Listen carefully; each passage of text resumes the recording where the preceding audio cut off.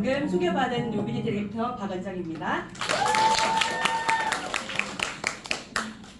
너무 아름다우신 분 뒤에 그래서 아름답다라는 말이 감사하지만 조금 부끄럽게 되었습니다. 여러분은 세상에서 가장 무거운 이름이라고 하면 어떤 이름이 떠오르십니까? 엄마.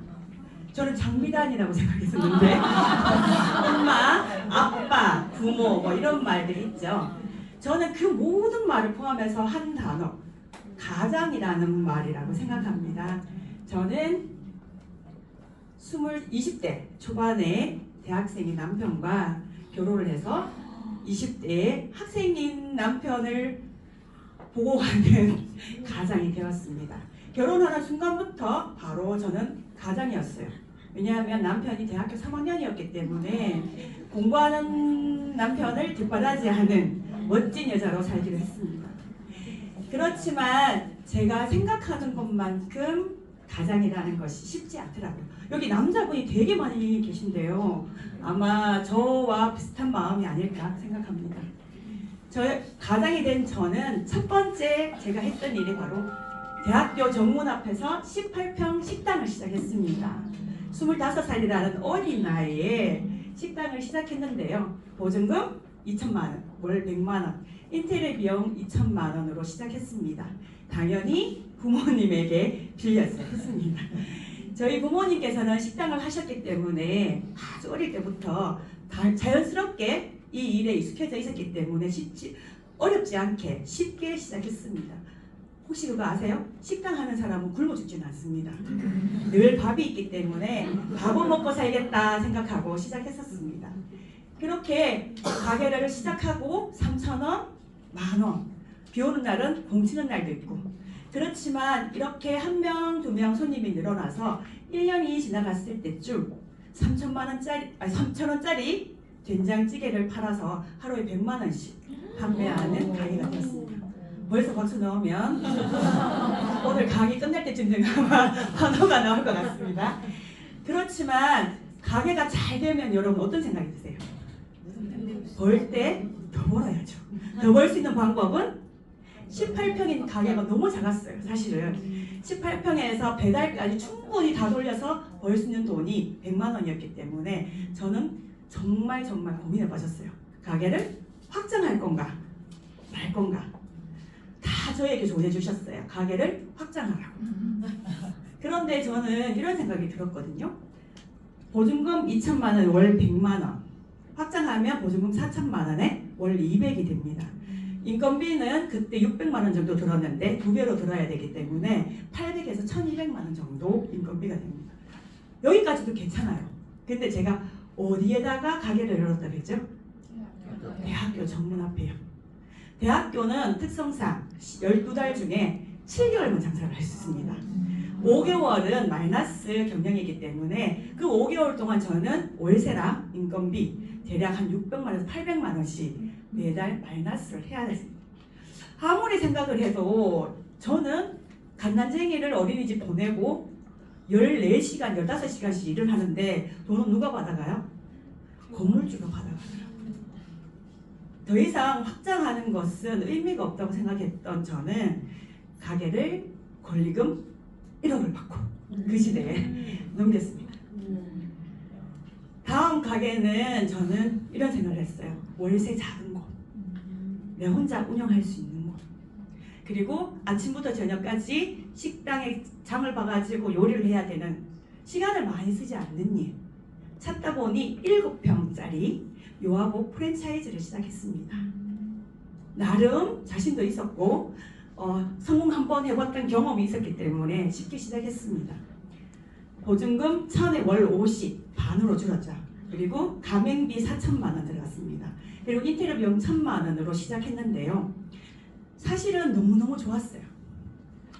왜냐하면 저는 아침에 장을 보지 않아도 되고 요리를 할 시간도 필요 없었고 아침에 가서 문만 열고 옷만 팔면 되니까 너무너무 좋았어요. 수입은 적었지만 상대적으로 스트레스도 적었습니다. 그리고 손님을 대하는 저의 노하우는 점점 늘어서 애기 엄마들의 단골 손님이 점점 많아지기 시작했어요. 또 1년쯤 지나고 2년이 다 되어갈 때쯤 저의 의지와 상관없이 대형마트 백화점에서 수입 브랜드 요용품점이 문을 열기 시작했습니다. 타코라반 뭐 들어보셨죠? 저는 국내 브랜드, 저가 브랜드에 장사를 하고 있었는데 고가 브랜드의 수입품이 들어오면서부터 저희 단골 손님이었던 엄마들이 한 명, 두 명 수입 브랜드로 당연스럽게 옮겨가기 시작했어요. 그렇게 2년쯤 지나고 나니까 저는 월세 맞추기도 빠듯하고 남아있는 건 재고. 요용품 특성상 75 사이즈와 130 사이즈는 무조건 남게 됩니다. 제품은 자꾸만 남게 되고 비닐봉지 하나, 옷걸이 하나, 포장지 하나까지 본사에서 다 판매하기 때문에 저는 어느 순간 이게 나를 위한 장사인지 대리점을 위한 장사인지도 잘 모르겠고, 두 번째 브랜드에서 밀리니까 저의 친절함, 판매 노하우, 전략은 아무 필요도 없었어요. 브랜드에서 밀리니까 사람들은 발길이 뚝뚝 떨어지기 시작했어요. 그때 손님 중에 한 명이 늘 이렇게 말했어요. 언니, 난 이 가게처럼 작고 귀여운 가게 하는 게 소원이래요. 바로 넘겼습니다. 저는 식당도 해봤죠. 그리고 프랜차이즈도 해봤죠. 두 가지를 하면서 느낀 게 있었어요. 투자 없이 해야 되겠다. 그리고 남의 물건으로 하지 말아야 되겠다. 제일 좋은 거는 내 머릿속에 들어있는 지식으로 사는 게 제일 좋다는 생각을 했습니다. 38살, 절대로 빠르지 않은 나이, 저는 대학원을 진학했습니다. 다들 저에게 미쳤다고 했습니다. 잘 되는 식당 문 닫고 시작하는 공부. 사실 공부를 졸업하고 거의 15년이 넘은 상태였기 때문에 영어 단어는 기억도 나지 않았고 다시 시작하는 게 너무너무 두려웠지만 저는 가장이었습니다. 그때쯤 남편이 취업을 했는데요.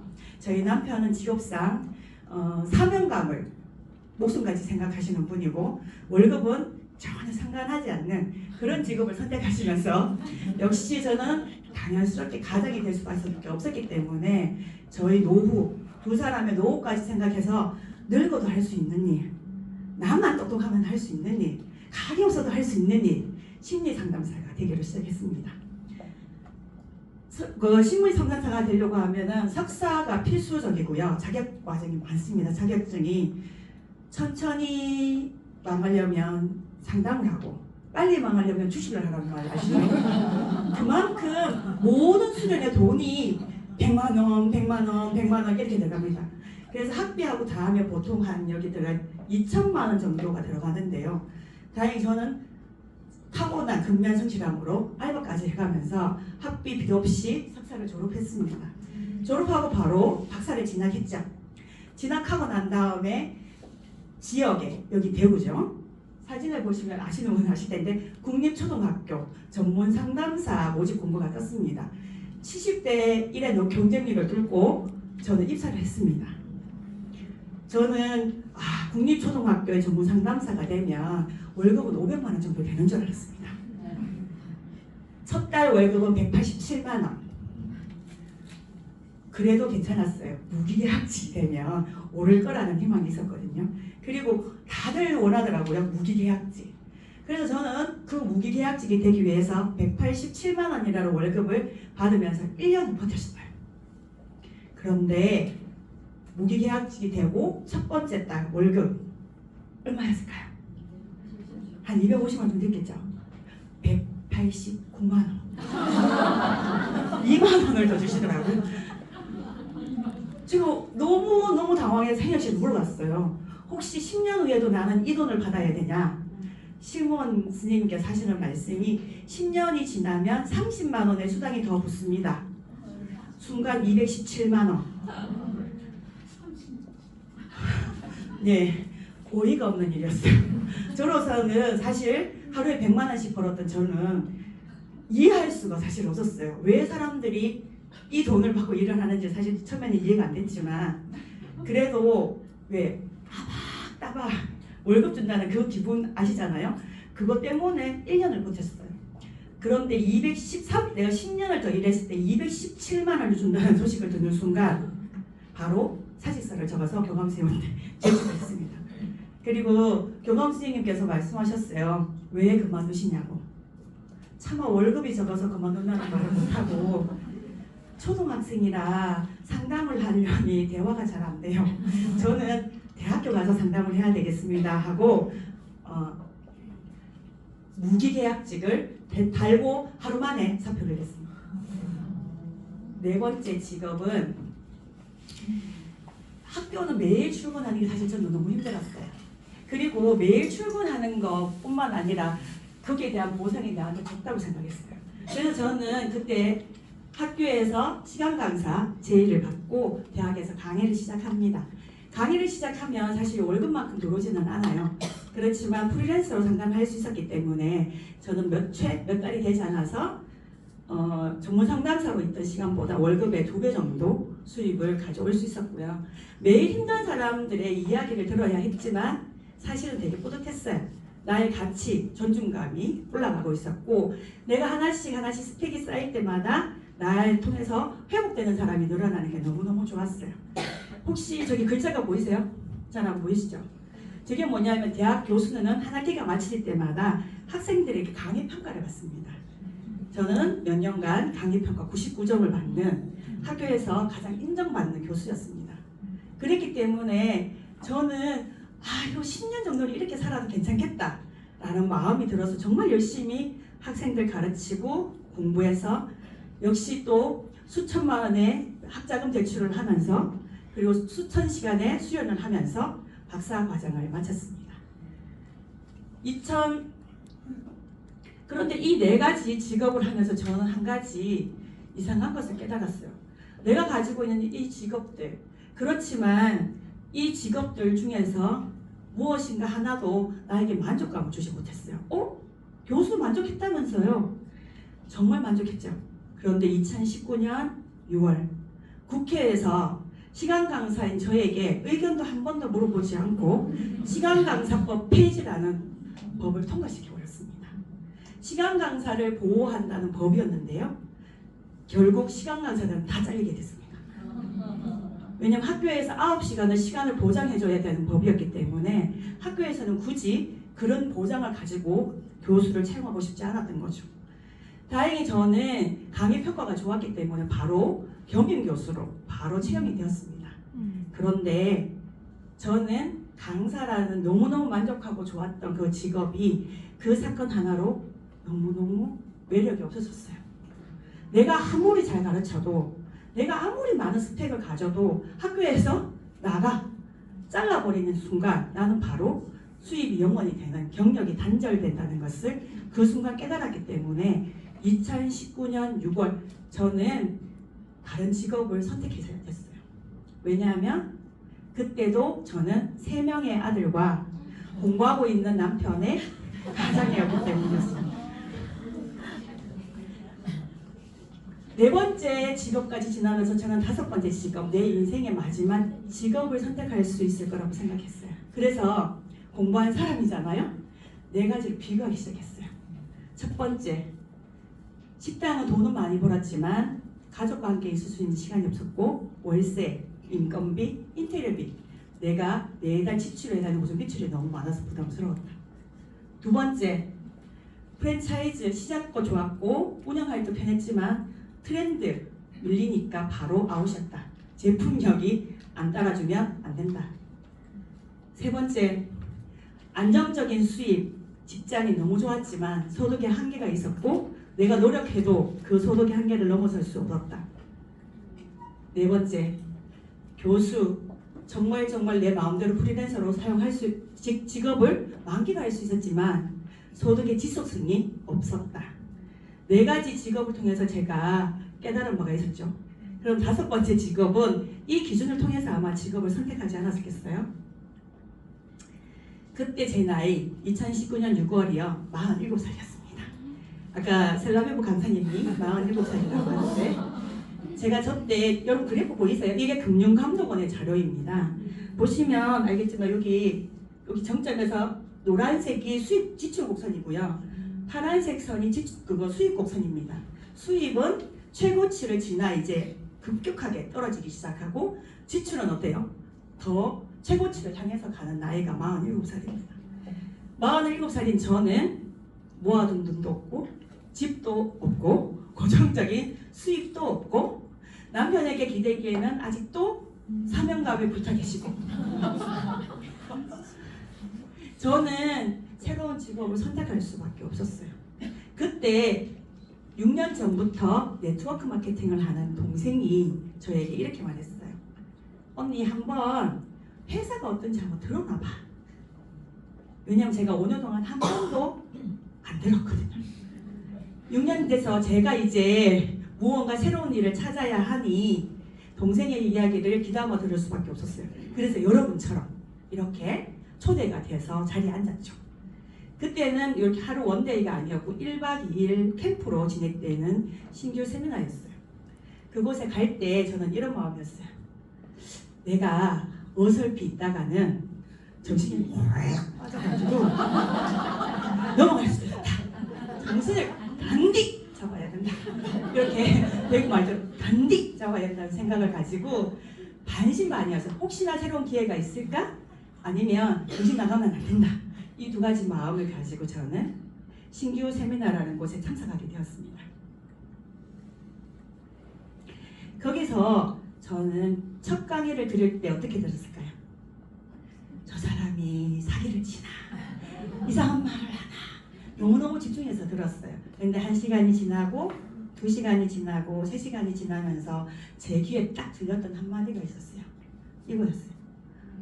노동 수입과 권리 수입이라. 노동 수입과 권리 수입. 저는 정말 열심히 살았고 다양한 직업을 가졌다고 생각했습니다.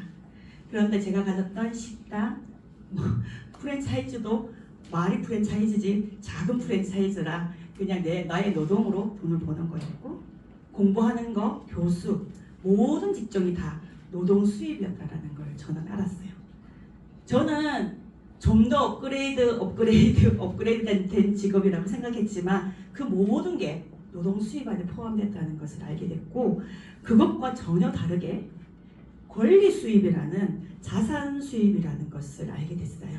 사실 자산 수입을 몰랐던 건 아니지만 저는 이렇게 생각했어요. 저건 특별한 사람들이 하는 거라고. 주식도 특별하게 뭔가 한 사람이 하는 거지 나처럼 겨우 먹고 사는 사람이 잘못하면 인생 망할 수 있어. 뭐 이런 생각이 있었고 투자도 세계적인 유명한 사람이 투자한 워렌 버핏 같은 사람이 하는 거지 나 같은 사람은 할 수 없는 일이라고 저는 생각했어요. 그랬기 때문에 어쩌면 더 열심히 노동 수입 안에서 내가 잘할 수 있는 걸 찾았지 않았을까 그런 생각을 했어요. 그런데 강의를 듣다가 알게 됐어요. 그 자산소득이라는 것 안에 네트워크 마케팅이라는 게 있는데 그 네트워크 마케팅은 기술이 없어도 된다는 거예요. 일단 좋았고 두 번째 인테리어 비용, 월세, 투자 비용이 안 돼요. 그래서 괜찮았어요. 그리고 공부한 머리니까 공부는 할 수 있겠다 라는 생각이 들었고 1년 해보고 안 되면 그만하면 되지. 그런 생각이었어요. 내 인생에 5번째 지금 뭐 1년 한 번 해보고 아니면 그만하지. 그 마음으로 강의를 듣기 시작했고 끝나고 난 다음에 저는 딱 결심을 했어요. 1년은 열심히 한번 해보자. 그리고 안 되면 그만하자. 그래서 저는 네트워크 마케팅이라는 것을 알아보기 시작했습니다. 네트워크 마케팅이라고 하면 저는 되게 뭐라고 생각했냐면 물건을 강매해야 되고 막 팔아야 되고 막 이런 생각이 진짜 많았어요. 저는 여러분 어떠신지 모르겠지만 그래서 저는 그거 진짜 못하거든요. 나름 이름에 교수라는 거 하나 달았다고 그거 그렇게 안 되더라고요. 그래서 그거 못할 거라고 생각했었어요. 근데 이렇게 말하더라고요. 내가 먹어보고 좋으면 좋다고 얘기하라는 거예요. 그건 할 수 있겠더라고요. 내가 안 먹어보고 나쁜데 팔아라 그거는 못하겠는데 먹어보고 발라보고 좋으면 해보라는 거예요. 그거는 할 수 있겠다. 그래서 그래 내가 먹어보고 경험을 나누고 이게 1번이래요. 일단 1번은 해볼 수 있을 것 같았어요. 그 두 번째는 그렇게 해서 공유했는데 이 사람이 나도 한번 먹어보고 싶어. 그러면 회사랑 연결해주는 플랫폼 역할을 하면 된대요. 그것도 할 수 있을 것 같았어요. 저는. 그래서 요거는 한번 해봐도 되겠다 그런 생각을 하게 됐어요. 네트워크 마케팅의 시작은 이겁니다. 내가 소개하는 그 제품을 경험하고 그 경험을 내가 제일 사랑하는 사람에게 전달해주고 필요한 그들에게 회사와 연결해주는 일, 이게 네트워크 마케팅의 핵심 원리입니다. 이렇게 내가 제품을 쓰다 보면 좋은 제품은 어떻게 될까요? 꾸준히 계속 쓰는 매니아가 되겠죠. 그리고 내가 소개하게 되기 때문에 소비자이면서도 판매가 되는, 자연스럽게 그렇게 되는 거였고요. 저는 이게 정말 좋았어요. 점포가 없는 형태라는 게 정말 좋았어요. 저는 월세 내는 게 너무너무 아까웠던 사람이거든요.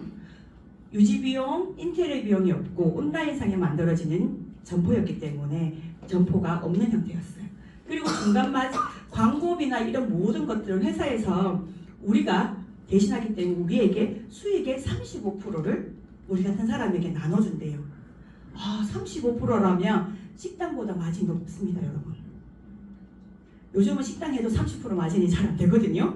그런데 내가 소개한 것을 35%를 날 준다. 이건 상당히 높은 비율이라고 저는 생각했습니다.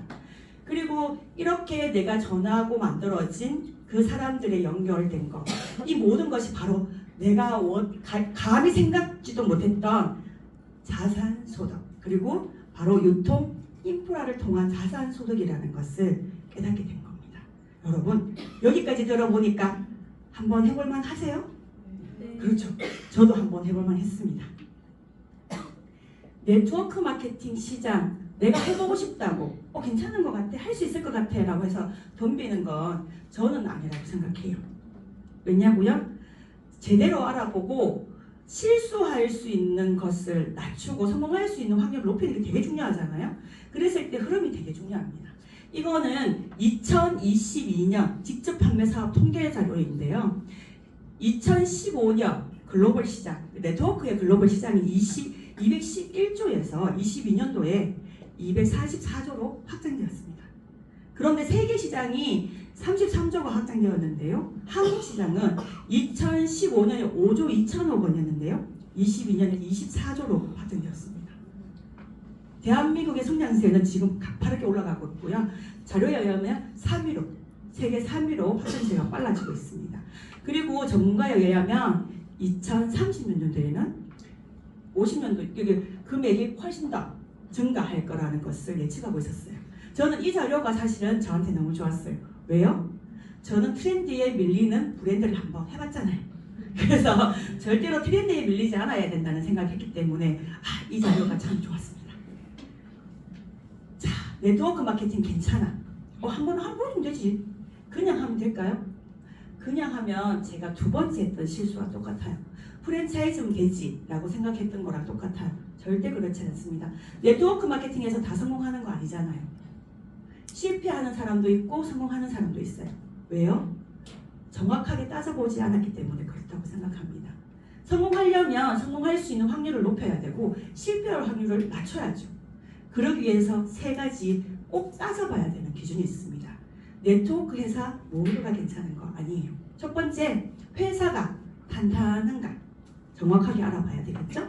두 번째, 내가 먹고 쓰는 제품 괜찮아야 되잖아요. 그죠?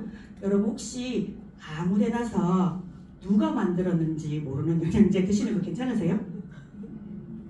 아니면 정말 전문가가 제대로 만든 거 드시고 싶으세요? 당연한 거잖아요. 우리가 그런 것처럼 그걸 따져보고 확인해 봐야죠.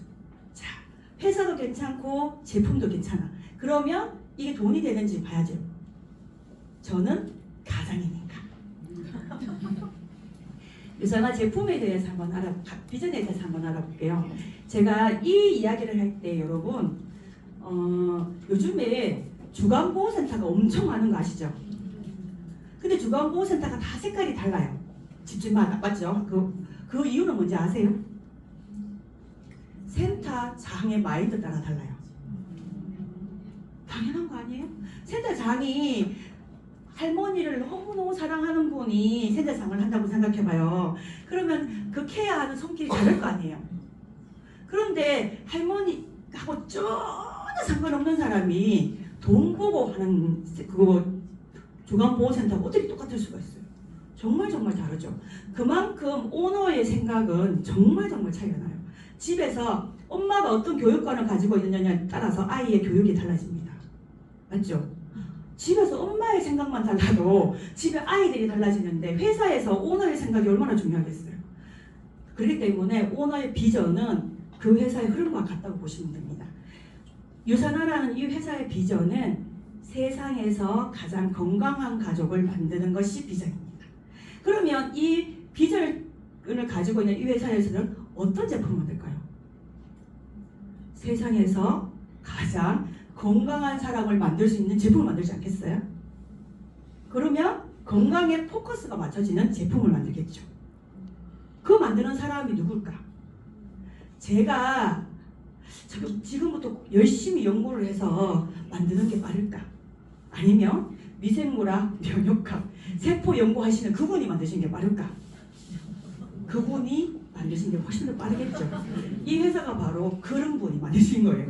마이런 웬츠라는 박사님께서 병을 진단해서 빨리 치료하는 것보다 예방하는 것이 훨씬 더 사람들이 건강한 삶을 영위할 수 있는 데 도움이 되겠다라는 생각으로 만드신 게 바로 유산화 헬스 사이언스고요. 그래서 유산화 헬스 사이언스의 제일 핵심은 바로 건강입니다. 차별성 되게 중요하다고 생각해요. 저는 회사를 볼 때 그 차별성은 시설에서부터 만들어지는데요. 보통 영양제라고 하면 식품 GMP, 영양 GMP의 기준에 의해서 시설을 하면 돼요. 그래서 우리나라 많은 시판하는 영양제는 어디 있어요? 충남, 괴산에서 만드는 경우가 많고요. 주소도 몇몇리 무슨 번지 이렇게 많이 나오잖아요. 그런데 이 회사는 시설을 영양제임에도 불구하고 의약품 GMP 기준을 따라서 시설을 만들었어요. 그만큼 더 깐깐하고 확실하게 만들겠다는 건강한 제품을 만들겠다는 오너의 비전이 녹아있는 거죠. 그리고 수많은 테스트를 통해서 안전하고 건강한 제품을 만들었겠다는 것은 시스템 모든 부분에서 녹아나 있습니다. 회사의 탄탄함, 기술력 좋고 제품력 좋고 그걸로 끝나면 되나요? 안전해야죠. 왜냐하면 나에게 평생 월급을 같은 돈을 줄 회사니까 안전해야 되겠죠. 유산화 헬스 사이언스는 96년도에 나스닥에 2011년도에 뉴욕 증시에 상장되어 있는 안전한 회사입니다. 그리고 해독 영양요법으로 퇴행성 질환을 치료하고 있는 자연 치유센터를 가지고 있습니다. 산업이부 병원입니다. 건강에 포커스를 맞춰져 있는 회사는 모든 시스템, 모든 환경이 건강에 포커스를 맞출 수밖에 없습니다. 자, 그렇다면 어떤 회사는 이제 봤잖아요. 아, 마인드도 좋아, 안전해, 특별해, 확인했어. 그러면 이 회사 선택하면 돼요? 제가 아니라 그랬잖아요. 어디서 무엇을 어떻게 만드느냐가 중요하고 어떤 제품인지가 중요하다고 그랬잖아요. 이제 제품을 한번 확인해 볼게요. 유산화의 제품은 영양제가 포인트입니다. 그리고 먹는 비타민, 바르는 비타민 되어 있는데요. 의학, 임상학, 유교학 박사, 약사 등으로 150명의 전문 과학자로 이루어진 회사입니다. 이게 왜 중요한지 하면 많은 국내 회사에서 제약회사가 수십 명, 10명 미만 아니면 20명 미만의 연구진을 가지고 대기업을 운영하고 있습니다. 그럼에도 불구하고 유산화 헬스 사이언스는 150명의 과학자로 과학을 기반으로 제품을 생산하고 있습니다. 그리고 유산화의 독보적인 제품력에 대해서 알아보려면 우리만 좋다고 얘기하면 될까 안 될까요? 당연히 안 되죠. 세계에서 얼마만큼 인정받는 제품이냐는 전 되게 중요하다고 생각합니다. 첫 번째, 캐나다의 뉴트리셔널 서플리먼트인데 영양제 비교 가이드라는 책입니다. 캐나다의 보건부의 인정을 받아 1999년부터 4년마다 만들어진 책인데 혹시 보신 분 계신가요? 보셨죠? 못 보신 분들은 꼭 한번 보세요. 여기서 유산화를 어떻게 표현하고 있는지, 캐나다에서 만들어진 이 영양제 비교 가이드북에서는요, 1999년부터 현재까지 계속 1위 하고 있는 비타민제로 표시되고 있습니다. 두 번째는 컨슈머랩입니다. 미국의 소비자 단체인데요. 저기 보시면 컨슈머랩은 건강기능식품을 독립 실험실에서 분석 평가해서 결과를 소비자에게 공개한다고 합니다. 우리가 확인할 수 없는 부분들을 이 기관에서 확인해서 우리의 알 권리를 알게 해주는 기관입니다.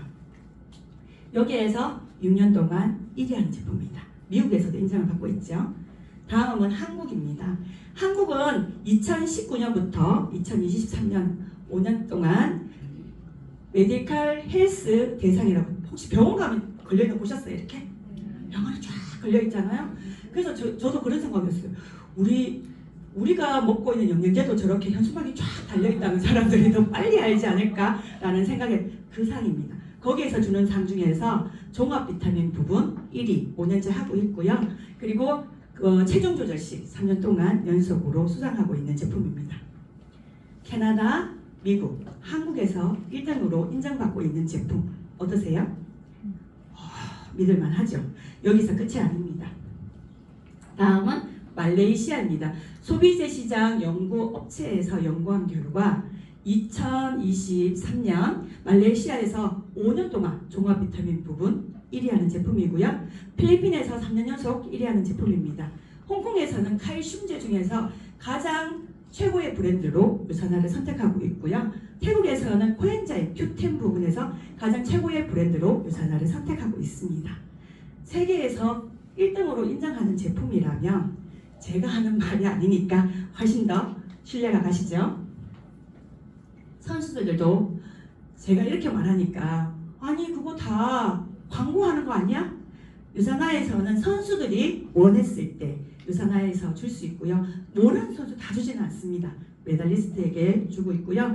지금 현재 5,000명 이상의 선수들이 본인이 원해서 드시고 있는 제품입니다. 그리고 CPS와 PDR이라고 해서 의사, 약사, 처방전에 들어가 있는 제품인데요. 제가 이렇게 말씀드리니까 다 들어가 있는 거 아니에요? 라고 말씀을 하시더라고요.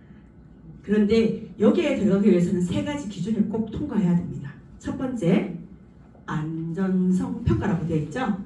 제조 과정, 성분의 안전성, 용량에 대한 평가를 꼭 체크해야 되고 부작용, 유해한 영향이 없음을 입증해야 됩니다. 그래야지만 들어갈 수 있고요. 두 번째, 효과, 임상 연구 데이터 분석을 통해서 실질적인 예방과 치료 효과가 있다는 것을 어떻게 해야 돼요? 입증되었을 때. 그리고 세 번째, 법규라고 하는 건데 이거는 시설업 법규를 말합니다. 제조업체가 제조업체 자체가 법규에 준수해서 만들었을 때만 여기에 등재될 수 있습니다. 등재됐다는 자체가 뭐예요? 안전하고 용량과 모든 것이 확실하고 효과와 치료 효과가 벌써 입증된 제품이라고 생각하시면 됩니다. 자, 회사도 알아봤고 제품도 알아봤고 이제 뭘 알아봐야 돼요? 돈 되는지만 알아보면 됩니다. 비즈니스의 핵심은 저는 이렇게 생각해요. 공정한가? 왜냐하면 많은 사람들이 네트워크에 대해 부정적인 생각을 가지게 된 게 뭐예요?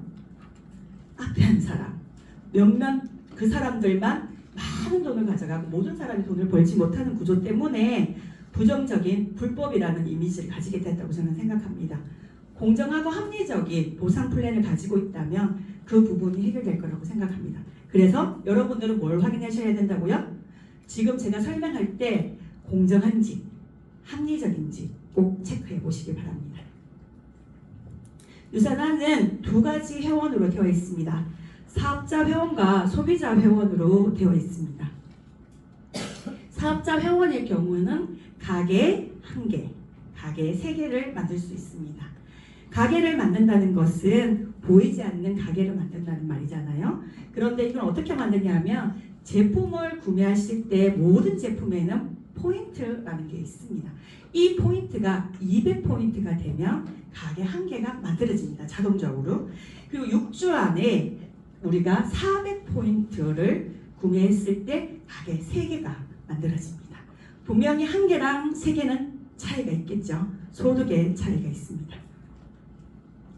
첫 번째 특징은 바이너리 방식입니다. 1990년도에 네트워크 마케팅의 방식은 바이너리 구조를 가지고 있습니다.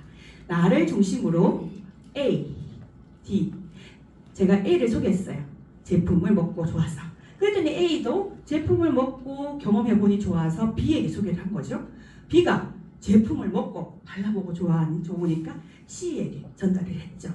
그리고 저는 또 D에게 이 경험을 나누기 시작했어요. 바이너리 구조는 나를 중심으로 두 줄을 내려간다고 생각하시면 돼요. 6줄보다는 좀 쉽겠죠? 자, 중복 매출 인정이라는 것이 있는데요. 보세요.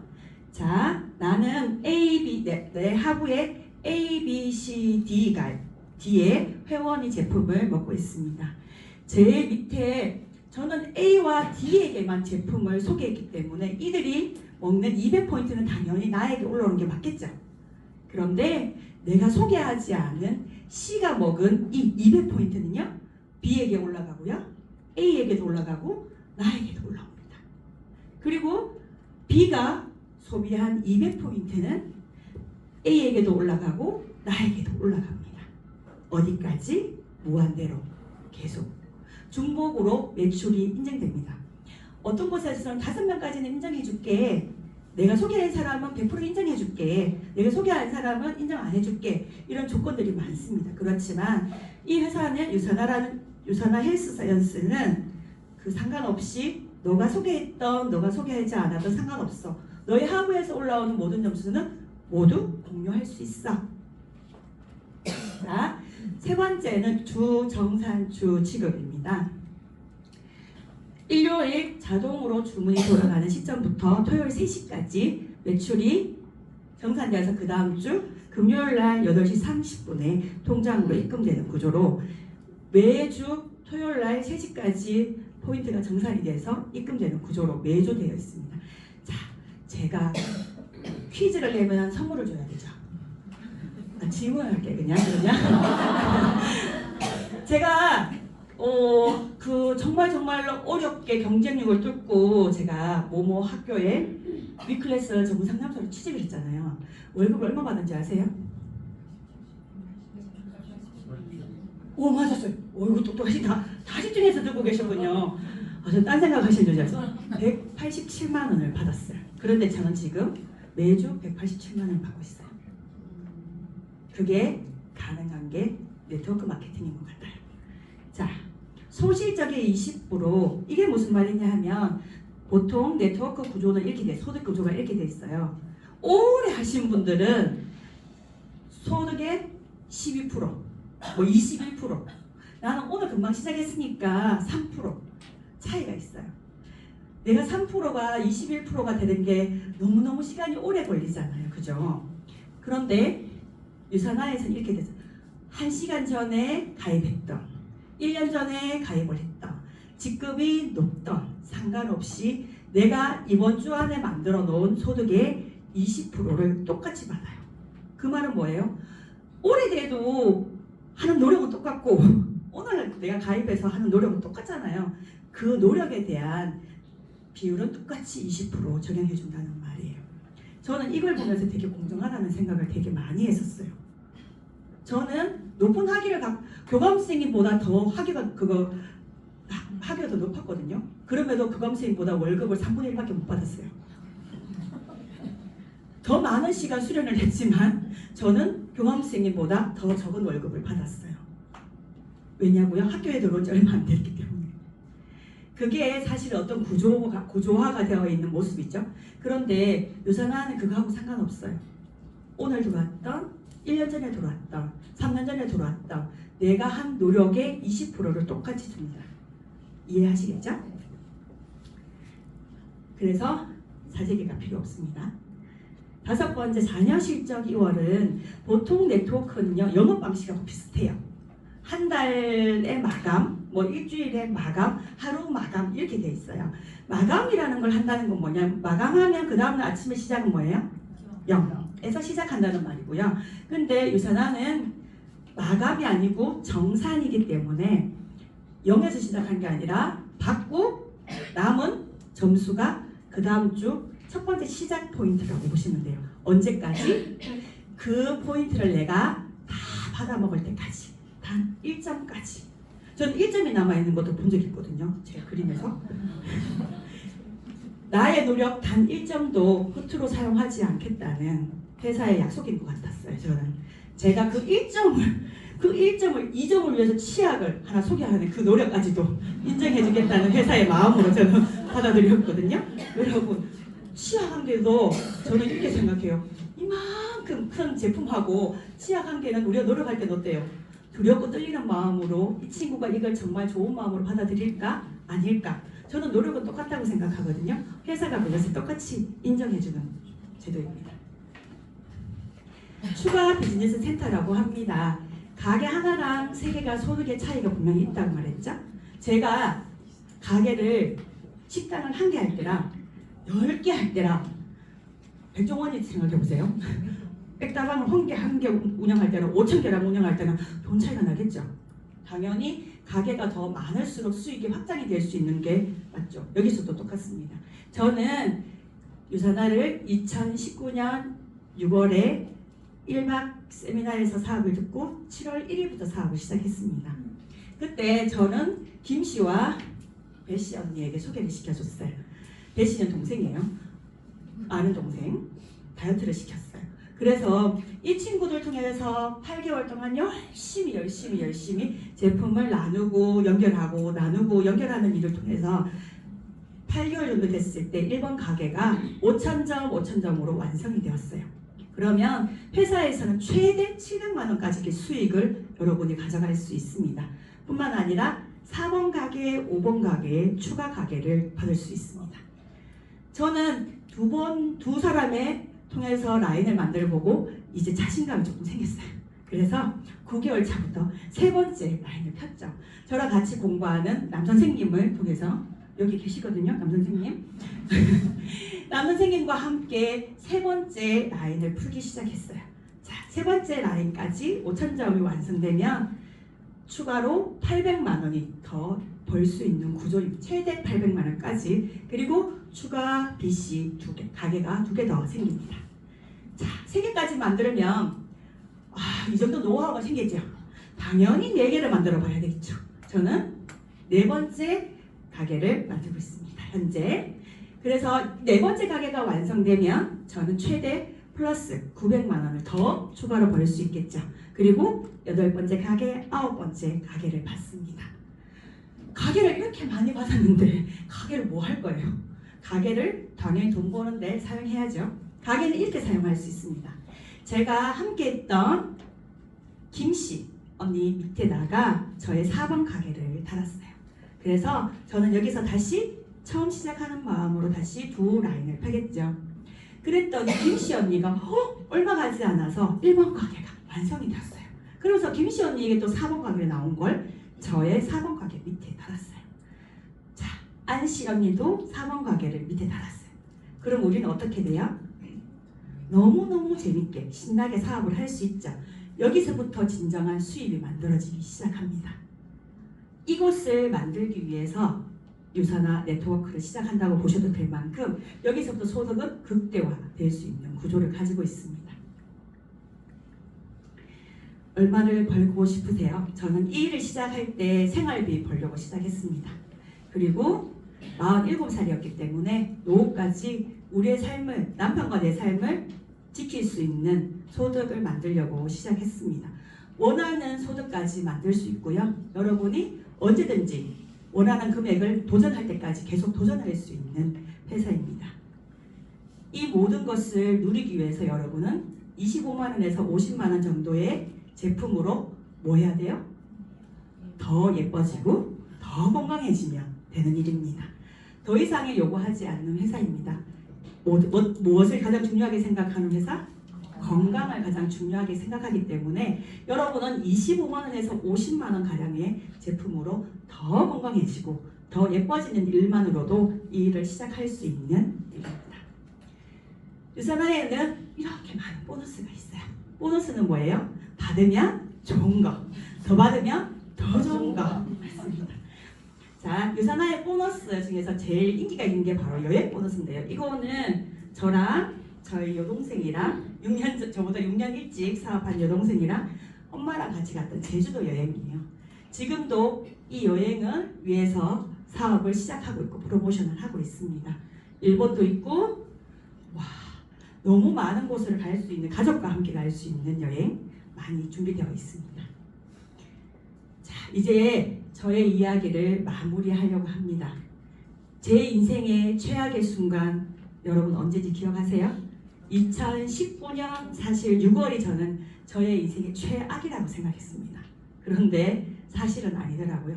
2020년 2월 대구에서 시작된 코로나 그때가 진짜 인생의 최악이었던 거죠. 그런데 저는 2019년 6월에 유산화라는 회사를 알게 되었고 그때부터 8개월 동안 유산화에 집중을 해서 가게 1번이 완성되는 시간이었어요. 그 시간이 지나고 2020년 2월 정확하게 8개월 후에 코로나가 터졌습니다. 여러분 제가 유산화라는 일을 하기 전에 뭘 했는지 기억나시죠? 저는 상담사였습니다. 상담은 100% 사람과 사람이 만나서 하는 일이고요. 강의도 사람을 만나서 해야 됩니다. 사람을 만나지 못하면 통장에 돈은 얄짤없어요. 0. 누구도 돈을 주지 않습니다. 2020년 2월부터요. 저는 이렇게 생각했어요. 한 2달이면 끝나겠지. 그렇지 않았나요? 한 3개월이면 끝나겠지. 그게 2년이 나갔습니다. 그때 저와 같이 공부했던 상담사들은요. 실직 상태였어요. 전면 다. 수천만 원을 투자해서 공부를 했고 수천만 원을 투자해서 자격증을 가졌지만 코로나라는 그 환경 속에서 모두 실직 상태가 되었어요. 저는 뭐예요? 가장입니다. 2020년 만약에 제가 상담을 계속했다면 저희 집은 아마 지금쯤 빚더미 앉았지 않았을까? 저는 파산을 생각하지 않았을까? 그런 생각 진짜 많이 합니다. 근데 2019년 6월에 만났던 유산화를 통해서 저는 최고의 순간으로 바뀌었습니다. 최악의 순간을 살 건가 최고의 순간을 살 건가 그거는 주어진 기회에서 저는 잡는 것 그것에서 차이가 난다고 생각합니다. 코로나 때 저는 어땠냐면요. 8개월 동안 만들어진 그 월급같이 들어오는 주급은 한 번도 줄지 않았어요. 2년 동안. 심지어 2022년 2월에는 성장까지 해서 승급을 하는 그런 시간도 가졌습니다. 모든 사람이 다 스톱되어 있고 마이너스라고 할 때 성장하는 일, 내가 움직이지 않아도 소득이 줄지 않는 일, 코로나와 같은 이 바이러스는 6년에 한 번씩, 4년에 한 번씩 계속 반복될 거라고 합니다. 여러분, 계속 그대로 있으셔도 괜찮겠습니까? 코로나 때 저희 집이 한 일이에요. 저희는 먹고 살기 너무 바빠서 캠핑을 가본 적도 없고요. 여행은 1박 이상 가본 적이 없어요. 다 친척집, 뭐 동생집, 이모집. 왜냐하면 숙박비를 아끼려고. 그렇게밖에 여행을 가본 적이 없었어요. 그런데 코로나 됐을 때요. 캠핑도 가고요. 우리 아들이 여수 밤바다 노래 부르길래 갑자기 여수로 여행도 가고 제주도 비행기가 너무 싸다길래 짐 싸서 여행도 가고 제주도도 여행도 가고 그걸 코로나 때 저희는 했었어요. 그리고 아들이 셋인데요. 더 자라서 성장해서 바깥으로 나가기 전에 각자의 방을 주고 싶었다는 우리 부부의 꿈 때문에 저희는 코로나 때 방이 4개인 집으로 이사를 했고요. 코로나 중에 우리 막내는 미국으로 어학연수를 미국 교환학생으로 1년 동안 미국에서 생활했습니다. 그리고 남편은 또 공부를 하셨어요. 네, 석사만 3개 갖고 계시네요. 상담 심리학 2020년 가을에 학교 들어가서 코로나 중에 석사 학위를 취득했습니다. 저는 이제 이 그래프처럼 더 큰 가장이 되려고 합니다. 결혼하고 23살부터 46살, 47살까지 가장이라는 말이 저는 세상에서 제일 무서운 말이었어요. 그런데 지금은 가장이라는 말을 아주 자신 있게 합니다. 왜냐하면 저를 믿고 따라주는 식구들이 많아져서 더 큰 가장이 되려고 합니다. 그리고 제 아이들에게 꼭 하는 말이 저 말이에요. 내 삶은 내가 책임질 테니, 아빠도 내가 책임질 테니 너희는 자유롭게 살아라. 정말 나의 노후를 자식에게 얹혀 살고 싶지 않은 그 삶을 이루어가는, 끝까지 남편을 책임지는 가장이 되고 싶습니다.